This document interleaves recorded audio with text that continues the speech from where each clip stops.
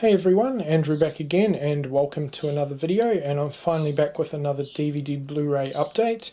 November's been a pretty interesting month for me. I've purchased a lot, but I haven't really watched a lot, and it is thanks to this game right here, Call of Duty. So every year this franchise gets a new release, and I've been pretty much no-lifing the game since it came out at the beginning of November. Not Infinite Warfare, because that game is gross, but Modern Warfare Remastered, which is a remastering of Call of Duty 4, which is pretty much my favourite COD of all time, so it's been awesome playing that one again after several years of not playing it. So that is my reasoning for not watching too many movies this month. But anyway, that has not stopped me from picking stuff up, so we're going to, like always, start with the DVDs first. First up for the DVDs we have Bloody Moon, and this was definitely a film that has taken me forever to pick up. It's been on my slasher wish list for a very long time, so I finally picked up a copy off of eBay, and I'm glad to finally own this one. It's been quite a long time coming really, so can't wait to check this one out. Next up we have a Umbrella Entertainment double feature under the Ozploitation Classics line, Night of Fear and Inn of the Damned. I'd never actually heard of these two movies prior to finding this DVD for cheap at JB Hi-Fi. I'm a big fan of Aussie horror obviously, so I definitely wanted to pick this one up. I think it was only $5, so it wasn't a big deal. So yeah, if anyone out there has seen these movies, definitely let me know what you think of them. I'd never heard of them before. They do sound pretty good from the synopsis on the back. And Simon, if you're watching this update, if you've seen these, let me know what you think of them. But yeah, I'm definitely keen to check both of these out. And depending my opinions on the films, I may do a separate video talking about these two movies in a future video perhaps. Okay, and the next two films we have here were actually a trade that I did with Horror Fan Man, so thanks a lot for the trade, mate. It's been a long time coming. We've had a few trades in the works in the past that didn't quite work out at the time, so it's glad to finally have done a trade, and I look forward to doing a few more in the future. But yeah, the initial trade was for Don't Go to the Reunion, which is a slasher film that I've been wanting to check out for quite a while. It's not one that's too easy to pick up because I believe it's only available through the company itself, which is why I haven't got around to owning it until now. It's been out for a few years now, and it had a lot of buzz on its initial release, so cannot wait to check it out. Ripper was an extra that Horror Fan Man threw in, so thanks a lot for that. I know nothing about the movie, but I will get around to checking it out at some point. And last but not least for the DVDs, we have the limited edition Anchor Bay tin of Halloween 5. Now, you guys might be wondering why I picked this one up, because I already own it. Yes, I do already own it, but this was really, really cheap on eBay. It was $15, and for $15 for an Anchor Bay tin, it's good value, so I was more than willing to double dip on this one. It'll just get put into the collection. I don't plan to resell it or anything like that, but yeah, for $15 I'd rather own it than someone else. So yeah, picked this one up, and it was a great purchase in my opinion, despite already owning it. Okay, and on to the Blu-rays now. So I'm going to quickly talk about one non-horror title, and this was actually one of the few movies that I did watch for this update, and that is Hunt for the Wilder People. This was an exceptional movie from New Zealand. I've been really, really impressed with New Zealand cinema lately. There hasn't really been a lot. I think the last one that I watched was Housebound, which was absolutely incredible. But yeah, this was completely different to Housebound, but it was still New Zealand cinema at its finest in my opinion, and it was great to see Sam Neill in another film, because it's been a while since I've seen him in anything. But quick rundown of this movie. Basically, it's about a young foster boy called Ricky who goes to live with some estranged family out in the country. Something happens to one of the family members, and basically him and Sam Neill go on the run together while authorities are trying to track them down. It's a lot of fun. It's got great Kiwi humour throughout, very well shot, great bunch of characters, and it was just a fun film. It was pretty much everything that I was expecting it to be. So yeah, if you're a fan of New Zealand cinema and the way they make movies, I highly recommend Hunt for the Wilder People. Next up we have Howling 2 from Arrow Video, and this was actually another trade that I did with Horror Fan Man. So we've done a couple of trades over the course of the past sort of month and a half, which has been really good, so thanks a lot for sending me this. I really know nothing about this movie to be completely honest. I'm not really too familiar with the Howling franchise in general, apart from the original film, and even that's been several years since I've seen that. So yeah, I have no idea whether this is considered a good movie or not. I know a lot of the Howling sequels aren't considered good films, but I like to pick up Arrow Video releases where I can, and since this was a nice easy trade, I thought why not. Absolutely love the custom artwork Arrow have done on this release.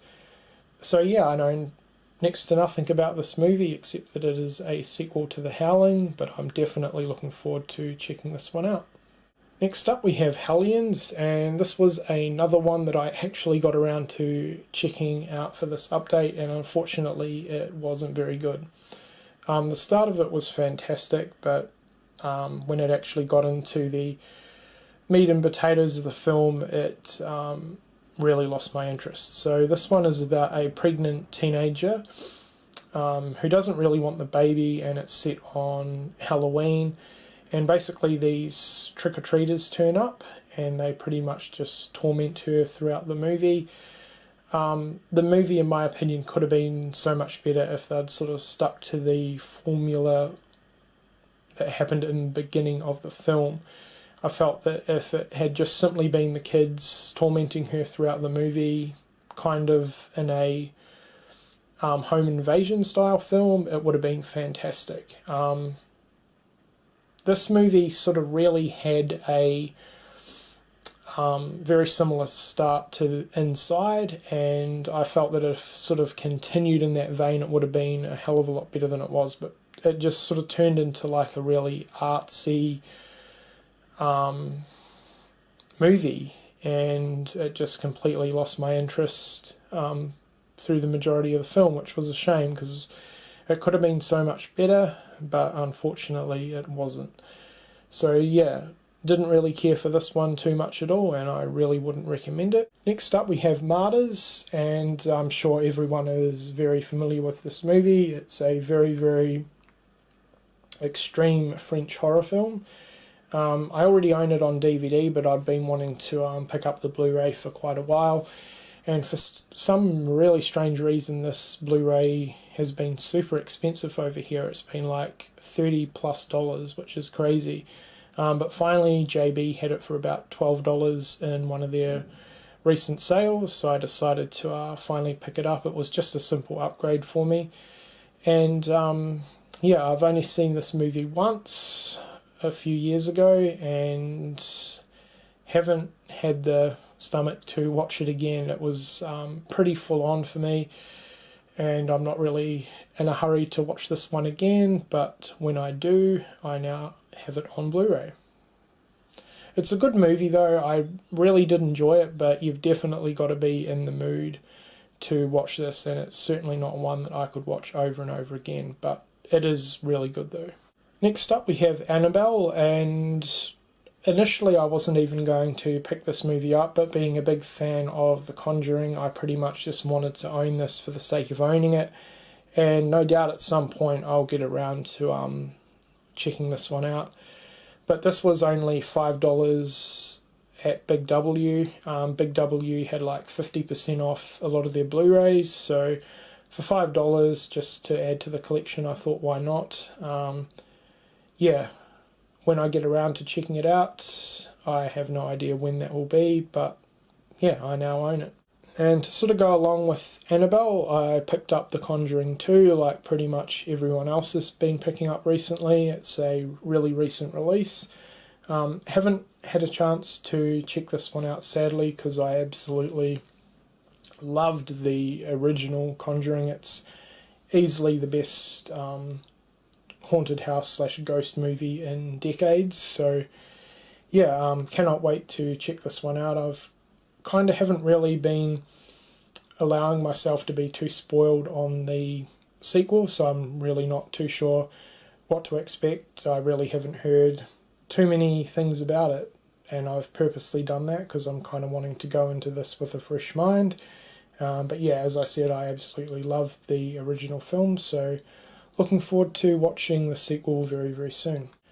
And last but certainly not least for this update, we have an Umbrella Entertainment Blu-ray release, and this is a 2-disc collector's edition, and it's basically an identical release to the limited edition they did with Night of the Living Dead, but obviously with the Blob this time. So this one has the original classic plus the remake from the 80s, and I really, really do like what they've done with the artwork on the cover.